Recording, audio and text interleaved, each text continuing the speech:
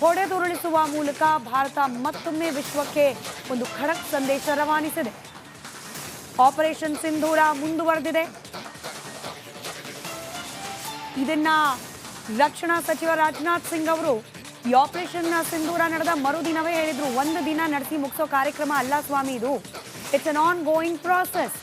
ಎಲ್ಲಿವರೆಗೂ ಉಗ್ರರ ವಿರುದ್ಧ ಭಾರತ ಪ್ರತೀಕಾರವನ್ನು ತೀರಿಸಿಕೊಳ್ಳೋದಿಲ್ವೋ, ಎಲ್ಲಿವರೆಗೂ ಪಹಲ್ಗಾಮ್ನಲ್ಲಿ ಪ್ರಾಣವನ್ನ ಕಳೆದುಕೊಂಡ 26 ಮಂದಿ ಅವರ ಸಾವಿಗೊಂದು ನ್ಯಾಯ ಸಿಗೋದಿಲ್ವೋ, ಎಲ್ಲಿವರೆಗೂ ಅವರ ಸಾವಿಗೆ ಕಾರಣವಾದ ಆ 4 ಉಗ್ರರು, ಅವರ ಹಿಂದಿದ್ದ ಮಾಸ್ಟರ್ ಮೈಂಡ್ಗಳು ಅವರ ವಿರುದ್ಧ ಭಾರತ ಪ್ರತೀಕಾರವನ್ನು ತೀರಿಸಿಕೊಳ್ಳೋದಿಲ್ವೋ, ಅಲ್ಲಿವರೆಗೂ ಆಪರೇಷನ್ ಸಿಂಧೂರ ನಿಲ್ಲೋದಿಲ್ಲ ಅನ್ನೋದನ್ನ ಬಹಳ ಸ್ಪಷ್ಟವಾಗಿ ಹೇಳಿತ್ತು ಭಾರತ ಸರ್ಕಾರ. ಇವತ್ತೂ ಕೂಡ ಪಾಕಿಸ್ತಾನದ ದಾಳಿಯ ವಿರುದ್ಧ ಘರ್ಜಿಸಿದೆ ಭಾರತದ ಆಪರೇಷನ್ ಸಿಂಧೂರ. ಲಾಲ್ ಚೌಕ್ನ ಬಳಿಯ ದೃಶ್ಯವನ್ನ ಗಮನಿಸುತ್ತಿದ್ದೀರಿ. ಲಾಲ್ ಚೌಕನ್ನ ಗುರಿಯಾಗಿಸಿಕೊಂಡು ದಾಳಿ ಮಾಡುವ ಪ್ರಯತ್ನ, ಅದನ್ನ ನಿರ್ನಾಮ ಮಾಡಿದೆ ಭಾರತದ ಏರ್ ಡಿಫೆನ್ಸ್ ಸಿಸ್ಟಮ್. 60 ನಿಮಿಷ 100 ಡ್ರೋನ್, 60 ನಿಮಿಷಗಳಲ್ಲಿ 100 ಡ್ರೋನ್ಗಳನ್ನ ಭಾರತದತ್ತ ಬಿಟ್ಟಿದೆ ಪಾಕಿಸ್ತಾನ.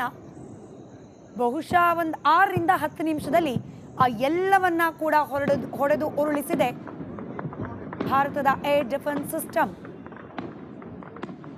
ಪಾಕಿಸ್ತಾನದ ಪರಿಸ್ಥಿತಿ ಈಗ ಹೇಗಿದೆ ಅನ್ನೋದನ್ನ ಕ್ವಿಕ್ ಆಗಿ ಒಮ್ಮೆ ರೀಕ್ಯಾಪ್ ಮಾಡ್ಬಿಡ್ತೀನಿ. ಬೆಳಗ್ಗೆಯಿಂದ ನೀವು ಗಮನಿಸಿರ್ತೀರಿ ಬಹುಶಃ ರಿಪಬ್ಲಿಕ್ ಕನ್ನಡದ ಕಂಟಿನ್ಯೂಸ್ ಕವರೇಜ್ನಲ್ಲಿ. ಒಂದು ಕಡೆ ಅತ್ಯಂತ ಪ್ರಬಲವಾದ ಏರ್ ಬೇಸ್ಗಳನ್ನು ಕಳೆದುಕೊಂಡಿದೆ ಪಾಕಿಸ್ತಾನ, ಮತ್ತೊಂದು ಕಡೆ ಏರ್ ಡಿಫೆನ್ಸ್ ಸಿಸ್ಟಮ್ ಅನ್ನ ಕಳೆದುಕೊಂಡಿದೆ ಪಾಕಿಸ್ತಾನ. ಅದರಲ್ಲೂ ಅತ್ಯಂತ ಪ್ರಮುಖವಾಗಿ ಯಾವ ಏರ್ ಬೇಸ್ನಲ್ಲಿ, ಯಾವ ವಾಯುನೆಲೆಯಲ್ಲಿ ಅಮೆರಿಕಾದ F-16 ಹಾಗೆ ಚೀನಾದ JF-17 ಅನ್ನ ನಿಲ್ಲಿಸಿದೆಯೋ ಸಕ್ಕೂರ್ ಏರ್ ಬೇಸ್, ಅದನ್ನೇ ಹೊಡೆದು ಉರುಳಿಸಿದೆ. ಅದರ ರನ್ವೇಯನ್ನೇ ಛಿದ್ರ ಮಾಡಿದೆ ಭಾರತ. ಈಗ F-16 ಹಾರಬೇಕು ಅಂದ್ರು, JF-17 ಹೊರಡಬೇಕು ಅಂದ್ರು ಕೂಡ ಬಹಳ ಕಷ್ಟದ ಪರಿಸ್ಥಿತಿ. ಮತ್ತೊಂದು ಕಡೆ all weather monitoring radar system ಅನ್ನ ಕೂಡ ಹೊಡೆದು ಹಾಕಿದೆ ಭಾರತ. ಹೀಗಾಗಿ ಪಾಕಿಸ್ತಾನದಿಂದ ಯಾವುದೇ ಫೈಟರ್ ಜೆಟ್ ಬಿಟ್ಟಾಕಿ ಹೊಡೆದುರುಳಿಸುವ ಮೂಲಕ ಭಾರತ ಮತ್ತೊಮ್ಮೆ ವಿಶ್ವಕ್ಕೆ ಒಂದು ಖಡಕ್ ಸಂದೇಶ ರವಾನಿಸಿದೆ. ಆಪರೇಷನ್ ಸಿಂಧೂರ ಮುಂದುವರೆದಿದೆ. ಇದನ್ನ ರಕ್ಷಣಾ ಸಚಿವ ರಾಜನಾಥ್ ಸಿಂಗ್ ಅವರು ಈ ಆಪರೇಷನ್ ಸಿಂಧೂರ ನಡೆದ ಮರುದಿನವೇ ಹೇಳಿದ್ರು, ಒಂದು ದಿನ ನಡೆಸಿ ಮುಗಿಸೋ ಕಾರ್ಯಕ್ರಮ ಅಲ್ಲ ಸ್ವಾಮಿ ಇದು, it's an on going process.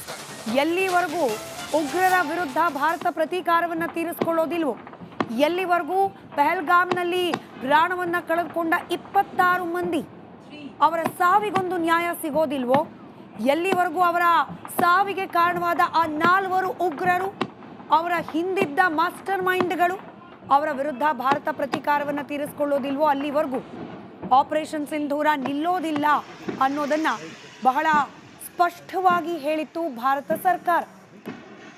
ಇವತ್ತೂ ಕೂಡ ಪಾಕಿಸ್ತಾನದ ದಾಳಿಯ ವಿರುದ್ಧ ಘರ್ಜಿಸಿದೆ ಭಾರತದ ಆಪರೇಷನ್ ಸಿಂಧೂರ.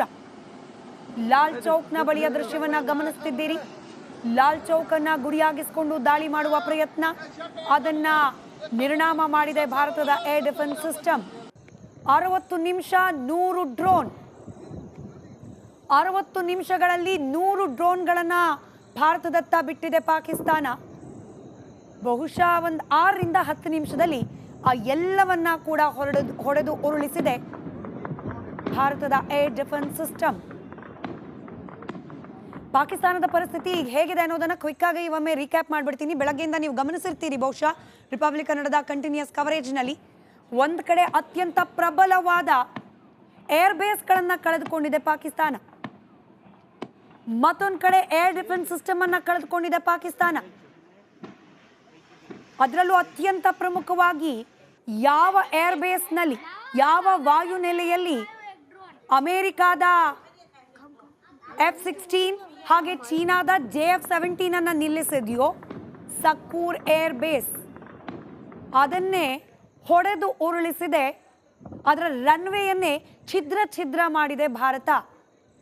ಈಗ F-16 ಹಾರಬೇಕು ಅಂದ್ರು, JF-17 ಹೊರಡಬೇಕು ಅಂದ್ರೂ ಕೂಡ ಬಹಳ ಕಷ್ಟದ ಪರಿಸ್ಥಿತಿ.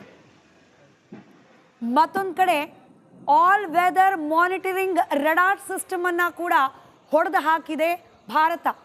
ಹೀಗಾಗಿ ಪಾಕಿಸ್ತಾನದಿಂದ ಯಾವುದೇ ಫೈಟರ್ ಜೆಟ್ ಬಿಟ್ಟಾಕಿ ಹೊಡೆದುರುಳಿಸುವ ಮೂಲಕ ಭಾರತ ಮತ್ತೊಮ್ಮೆ ವಿಶ್ವಕ್ಕೆ ಒಂದು ಖಡಕ್ ಸಂದೇಶ ರವಾನಿಸಿದೆ. ಆಪರೇಷನ್ ಸಿಂಧೂರ ಮುಂದುವರೆದಿದೆ. ಇದನ್ನ ರಕ್ಷಣಾ ಸಚಿವ ರಾಜನಾಥ್ ಸಿಂಗ್ ಅವರು ಈ ಆಪರೇಷನ್ ಸಿಂಧೂರ ನಡೆದ ಮರುದಿನವೇ ಹೇಳಿದ್ರು, ಒಂದು ದಿನ ನಡೆಸಿ ಮುಗಿಸೋ ಕಾರ್ಯಕ್ರಮ ಅಲ್ಲ ಸ್ವಾಮಿ ಇದು, it's an on going process. ಎಲ್ಲಿವರೆಗೂ ಉಗ್ರರ ವಿರುದ್ಧ ಭಾರತ ಪ್ರತೀಕಾರವನ್ನು ತೀರಿಸಿಕೊಳ್ಳೋದಿಲ್ವೋ, ಎಲ್ಲಿವರೆಗೂ ಪಹಲ್ಗಾಮ್ನಲ್ಲಿ ಪ್ರಾಣವನ್ನ ಕಳೆದುಕೊಂಡ 26 ಮಂದಿ ಅವರ ಸಾವಿಗೊಂದು ನ್ಯಾಯ ಸಿಗೋದಿಲ್ವೋ, ಎಲ್ಲಿವರೆಗೂ ಅವರ ಸಾವಿಗೆ ಕಾರಣವಾದ ಆ 4 ಉಗ್ರರು, ಅವರ ಹಿಂದಿದ್ದ ಮಾಸ್ಟರ್ ಮೈಂಡ್ಗಳು ಅವರ ವಿರುದ್ಧ ಭಾರತ ಪ್ರತೀಕಾರವನ್ನು ತೀರಿಸಿಕೊಳ್ಳೋದಿಲ್ವೋ, ಅಲ್ಲಿವರೆಗೂ ಆಪರೇಷನ್ ಸಿಂಧೂರ ನಿಲ್ಲೋದಿಲ್ಲ ಅನ್ನೋದನ್ನ ಬಹಳ ಸ್ಪಷ್ಟವಾಗಿ ಹೇಳಿತ್ತು ಭಾರತ ಸರ್ಕಾರ. ಇವತ್ತೂ ಕೂಡ ಪಾಕಿಸ್ತಾನದ ದಾಳಿಯ ವಿರುದ್ಧ ಘರ್ಜಿಸದೆ ಭಾರತದ ಆಪರೇಷನ್ ಸಿಂಧೂರ. ಲಾಲ್ ಚೌಕ್ನ ಬಳಿಯ ದೃಶ್ಯವನ್ನ ಗಮನಿಸುತ್ತಿದ್ದೀರಿ. ಲಾಲ್ ಚೌಕ್ ಅನ್ನ ಗುರಿಯಾಗಿಸಿಕೊಂಡು ದಾಳಿ ಮಾಡುವ ಪ್ರಯತ್ನ, ಅದನ್ನ ನಿರ್ನಾಮ ಮಾಡಿದೆ ಭಾರತದ ಏರ್ ಡಿಫೆನ್ಸ್ ಸಿಸ್ಟಮ್. 60 ನಿಮಿಷ 100 ಡ್ರೋನ್, 60 ನಿಮಿಷಗಳಲ್ಲಿ 100 ಡ್ರೋನ್ಗಳನ್ನ ಭಾರತದತ್ತ ಬಿಟ್ಟಿದೆ ಪಾಕಿಸ್ತಾನ. ಬಹುಶಃ ಒಂದು 6 ರಿಂದ 10 ನಿಮಿಷದಲ್ಲಿ ಆ ಎಲ್ಲವನ್ನ ಕೂಡ ಹೊಡೆದು ಉರುಳಿಸಿದೆ ಭಾರತದ ಏರ್ ಡಿಫೆನ್ಸ್ ಸಿಸ್ಟಮ್. ಪಾಕಿಸ್ತಾನದ ಪರಿಸ್ಥಿತಿ ಈಗ ಹೇಗಿದೆ ಅನ್ನೋದನ್ನ ಕ್ವಿಕ್ ಆಗಿ ಒಮ್ಮೆ ರೀಕ್ಯಾಪ್ ಮಾಡಿಬಿಡ್ತೀನಿ. ಬೆಳಗ್ಗೆಯಿಂದ ನೀವು ಗಮನಿಸಿರ್ತೀರಿ ಬಹುಶಃ ರಿಪಬ್ಲಿಕ್ ಕನ್ನಡದ ಕಂಟಿನ್ಯೂಸ್ ಕವರೇಜ್ನಲ್ಲಿ. ಒಂದು ಕಡೆ ಅತ್ಯಂತ ಪ್ರಬಲವಾದ ಏರ್ ಬೇಸ್ಗಳನ್ನು ಕಳೆದುಕೊಂಡಿದೆ ಪಾಕಿಸ್ತಾನ, ಮತ್ತೊಂದು ಕಡೆ ಏರ್ ಡಿಫೆನ್ಸ್ ಸಿಸ್ಟಮ್ ಅನ್ನ ಕಳೆದುಕೊಂಡಿದೆ ಪಾಕಿಸ್ತಾನ. ಅದರಲ್ಲೂ ಅತ್ಯಂತ ಪ್ರಮುಖವಾಗಿ ಯಾವ ಏರ್ ಬೇಸ್ನಲ್ಲಿ, ಯಾವ ವಾಯುನೆಲೆಯಲ್ಲಿ ಅಮೆರಿಕಾದ F-16 ಹಾಗೆ ಚೀನಾದ JF-17 ಅನ್ನ ನಿಲ್ಲಿಸಿದೆಯೋ ಸಕ್ಕೂರ್ ಏರ್ ಬೇಸ್, ಅದನ್ನೇ ಹೊಡೆದು ಉರುಳಿಸಿದೆ. ಅದರ ರನ್ವೇಯನ್ನೇ ಛಿದ್ರ ಮಾಡಿದೆ ಭಾರತ. ಈಗ F-16 ಹಾರಬೇಕು ಅಂದ್ರು, JF-17 ಹೊರಡಬೇಕು ಅಂದ್ರೂ ಕೂಡ ಬಹಳ ಕಷ್ಟದ ಪರಿಸ್ಥಿತಿ. ಮತ್ತೊಂದು ಕಡೆ all weather monitoring radar system ಅನ್ನ ಕೂಡ ಹೊಡೆದು ಹಾಕಿದೆ ಭಾರತ. ಹೀಗಾಗಿ ಪಾಕಿಸ್ತಾನದಿಂದ ಯಾವುದೇ ಫೈಟರ್ ಜೆಟ್ ಬಿಟ್ಟಾಕಿ ಹೊಡೆದುರುಳಿಸುವ ಮೂಲಕ ಭಾರತ ಮತ್ತೊಮ್ಮೆ ವಿಶ್ವಕ್ಕೆ ಒಂದು ಖಡಕ್ ಸಂದೇಶ ರವಾನಿಸಿದೆ. ಆಪರೇಷನ್ ಸಿಂಧೂರ ಮುಂದುವರೆದಿದೆ. ಇದನ್ನ ರಕ್ಷಣಾ ಸಚಿವ ರಾಜನಾಥ್ ಸಿಂಗ್ ಅವರು ಈ ಆಪರೇಷನ್ ಸಿಂಧೂರ ನಡೆದ ಮರುದಿನವೇ ಹೇಳಿದ್ರು, ಒಂದು ದಿನ ನಡೆಸಿ ಮುಗಿಸೋ ಕಾರ್ಯಕ್ರಮ ಅಲ್ಲ ಸ್ವಾಮಿ ಇದು, it's an on going process. ಎಲ್ಲಿವರೆಗೂ ಉಗ್ರರ ವಿರುದ್ಧ ಭಾರತ ಪ್ರತೀಕಾರವನ್ನು ತೀರಿಸಿಕೊಳ್ಳೋದಿಲ್ವೋ, ಎಲ್ಲಿವರೆಗೂ ಪಹಲ್ಗಾಮ್ನಲ್ಲಿ ಪ್ರಾಣವನ್ನ ಕಳೆದುಕೊಂಡ 26 ಮಂದಿ ಅವರ ಸಾವಿಗೊಂದು ನ್ಯಾಯ ಸಿಗೋದಿಲ್ವೋ, ಎಲ್ಲಿವರೆಗೂ ಅವರ ಸಾವಿಗೆ ಕಾರಣವಾದ ಆ 4 ಉಗ್ರರು, ಅವರ ಹಿಂದಿದ್ದ ಮಾಸ್ಟರ್ ಮೈಂಡ್ಗಳು ಅವರ ವಿರುದ್ಧ ಭಾರತ ಪ್ರತೀಕಾರವನ್ನು ತೀರಿಸಿಕೊಳ್ಳೋದಿಲ್ವೋ, ಅಲ್ಲಿವರೆಗೂ ಆಪರೇಷನ್ ಸಿಂಧೂರ ನಿಲ್ಲೋದಿಲ್ಲ ಅನ್ನೋದನ್ನ ಬಹಳ ಸ್ಪಷ್ಟವಾಗಿ ಹೇಳಿತ್ತು ಭಾರತ ಸರ್ಕಾರ. ಇವತ್ತೂ ಕೂಡ ಪಾಕಿಸ್ತಾನದ ದಾಳಿಯ ವಿರುದ್ಧ ಘರ್ಜಿಸದೆ ಭಾರತದ ಆಪರೇಷನ್ ಸಿಂಧೂರ. ಲಾಲ್ ಚೌಕ್ನ ಬಳಿಯ ದೃಶ್ಯವನ್ನ ಗಮನಿಸುತ್ತಿದ್ದೀರಿ. ಲಾಲ್ ಚೌಕ್ ಅನ್ನ ಗುರಿಯಾಗಿಸಿಕೊಂಡು ದಾಳಿ ಮಾಡುವ ಪ್ರಯತ್ನ, ಅದನ್ನ ನಿರ್ನಾಮ ಮಾಡಿದೆ ಭಾರತದ ಏರ್ ಡಿಫೆನ್ಸ್ ಸಿಸ್ಟಮ್. 60 ನಿಮಿಷ 100 ಡ್ರೋನ್, 60 ನಿಮಿಷಗಳಲ್ಲಿ 100 ಡ್ರೋನ್ಗಳನ್ನ ಭಾರತದತ್ತ ಬಿಟ್ಟಿದೆ ಪಾಕಿಸ್ತಾನ. ಬಹುಶಃ ಒಂದು 6 ರಿಂದ 10 ನಿಮಿಷದಲ್ಲಿ ಆ ಎಲ್ಲವನ್ನ ಕೂಡ ಹೊಡೆದು ಉರುಳಿಸಿದೆ ಭಾರತದ ಏರ್ ಡಿಫೆನ್ಸ್ ಸಿಸ್ಟಮ್. ಪಾಕಿಸ್ತಾನದ ಪರಿಸ್ಥಿತಿ ಈಗ ಹೇಗಿದೆ ಅನ್ನೋದನ್ನ ಕ್ವಿಕ್ ಆಗಿ ಒಮ್ಮೆ ರೀಕ್ಯಾಪ್ ಮಾಡಿಬಿಡ್ತೀನಿ. ಬೆಳಗ್ಗೆಯಿಂದ ನೀವು ಗಮನಿಸಿರ್ತೀರಿ ಬಹುಶಃ ರಿಪಬ್ಲಿಕ್ ಕನ್ನಡದ ಕಂಟಿನ್ಯೂಸ್ ಕವರೇಜ್ನಲ್ಲಿ. ಒಂದು ಕಡೆ ಅತ್ಯಂತ ಪ್ರಬಲವಾದ ಏರ್ ಬೇಸ್ಗಳನ್ನು ಕಳೆದುಕೊಂಡಿದೆ ಪಾಕಿಸ್ತಾನ, ಮತ್ತೊಂದು ಕಡೆ ಏರ್ ಡಿಫೆನ್ಸ್ ಸಿಸ್ಟಮ್ ಅನ್ನ ಕಳೆದುಕೊಂಡಿದೆ ಪಾಕಿಸ್ತಾನ.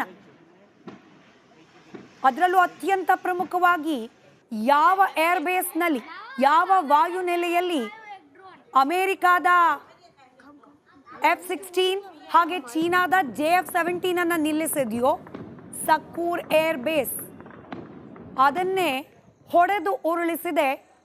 ಅದರ ರನ್ವೇಯನ್ನೇ ಛಿದ್ರ ಮಾಡಿದೆ ಭಾರತ. ಈಗ F-16 ಹಾರಬೇಕು ಅಂದ್ರು, JF-17 ಹೊರಡಬೇಕು ಅಂದ್ರೂ ಕೂಡ ಬಹಳ ಕಷ್ಟದ ಪರಿಸ್ಥಿತಿ. ಮತ್ತೊಂದು ಕಡೆ all weather monitoring radar system ಅನ್ನ ಕೂಡ ಹೊಡೆದು ಹಾಕಿದೆ ಭಾರತ. ಹೀಗಾಗಿ ಪಾಕಿಸ್ತಾನದಿಂದ ಯಾವುದೇ ಫೈಟರ್ ಜೆಟ್ ಬಿಟ್ಟಾಕಿ